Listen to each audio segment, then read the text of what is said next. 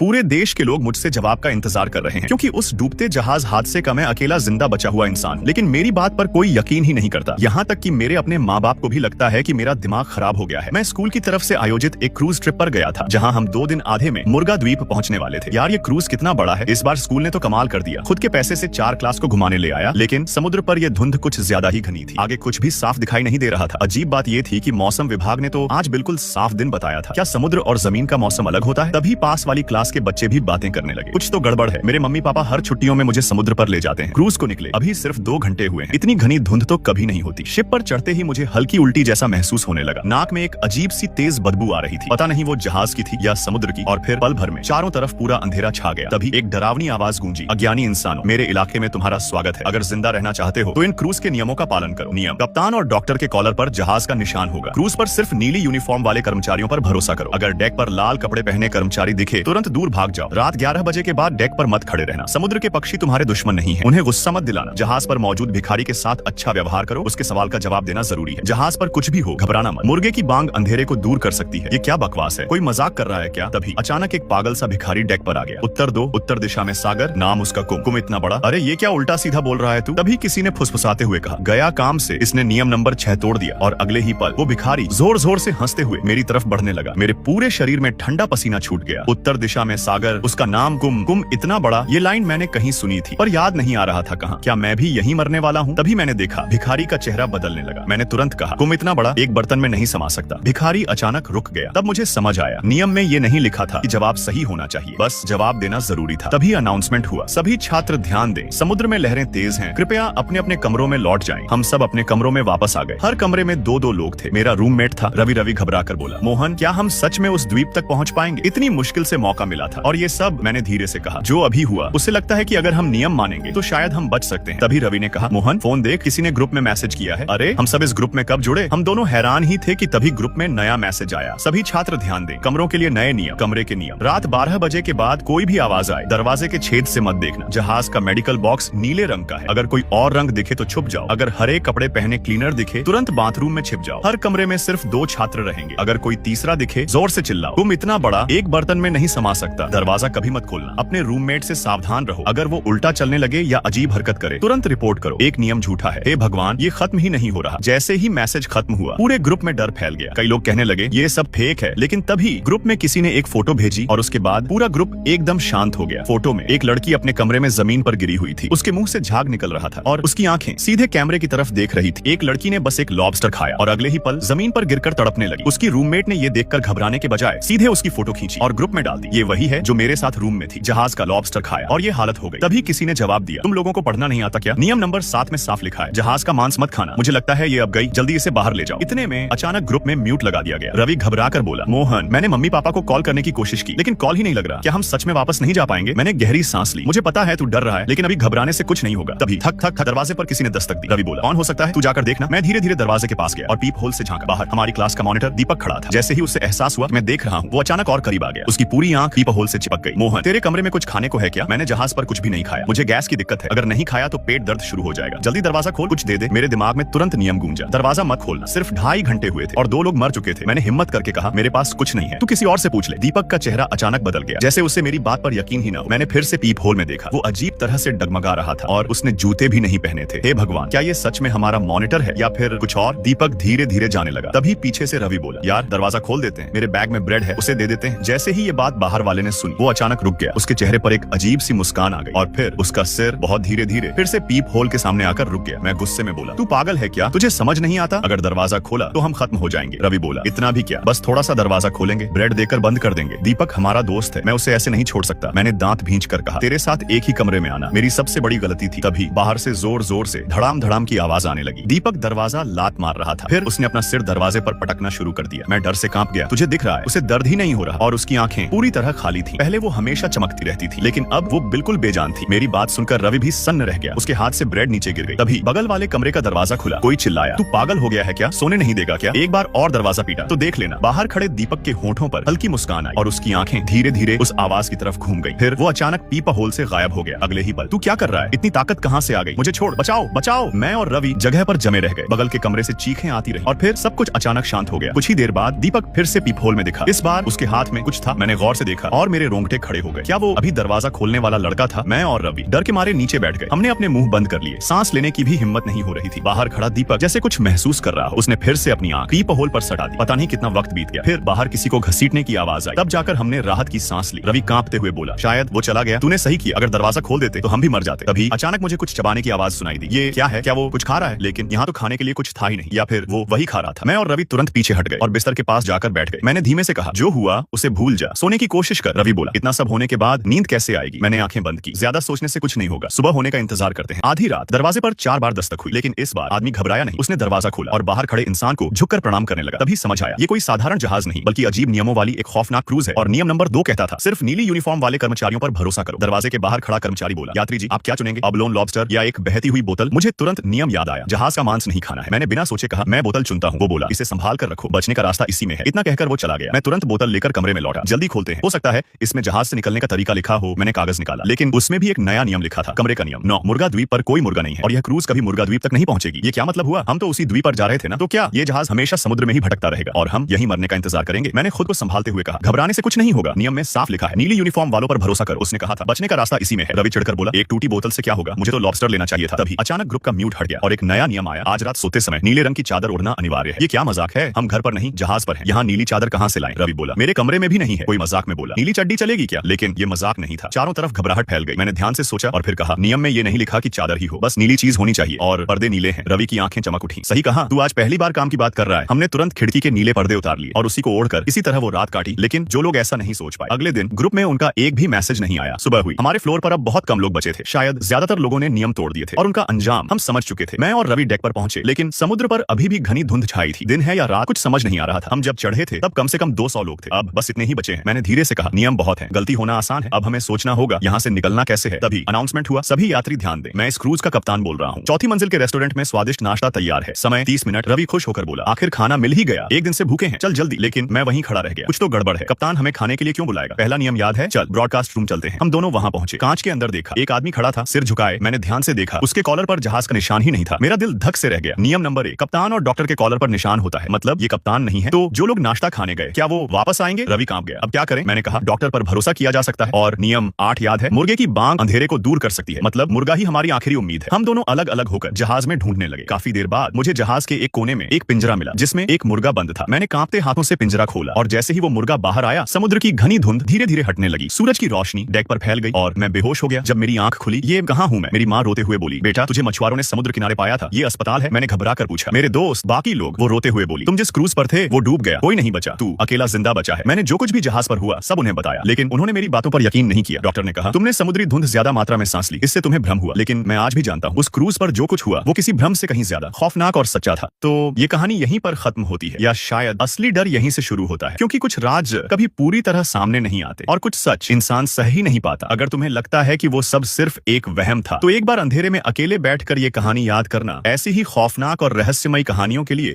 राज भरी रात को अभी सब्सक्राइब करो और कमेंट में लिखो, मैं तैयार हूँ अगली कहानी के लिए।